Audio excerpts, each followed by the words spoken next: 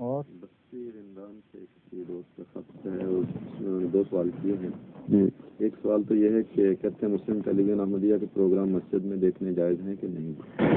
مسجد میں دیکھنے جائز تو ہیں کیونکہ اچھے پروگرام ہیں سب، لیکن مسجد کو ان پروگراموں کی آماج کا بنانا جائز نہیں ہے، ان معنوں میں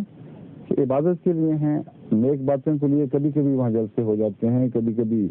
اس وجہ سے کہ خدا کے ذکر چل رہا ہے، ذکر کی مجالس لگتی ہیں، اس میں کوئی شک نہیں، ان کو کوئی حرام نہیں کہہ سکتا، کیونکہ حضرت اقدس محمد مصطفیٰ صلی اللہ علیہ وسلم بھی مسجد ہی میں ایسی مجالس لگاتے تھے،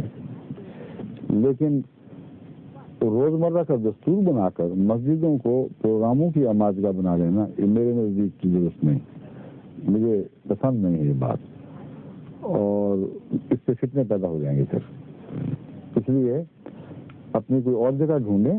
جہاں یہ پروگرام ہو کریں، خطبہ سننا ہو تو مسجد میں سنیں، کبھی کوئی غیر معمولی پروگرام ایسا ہے جس میں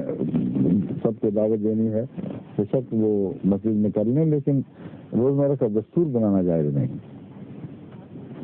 ظہور مہ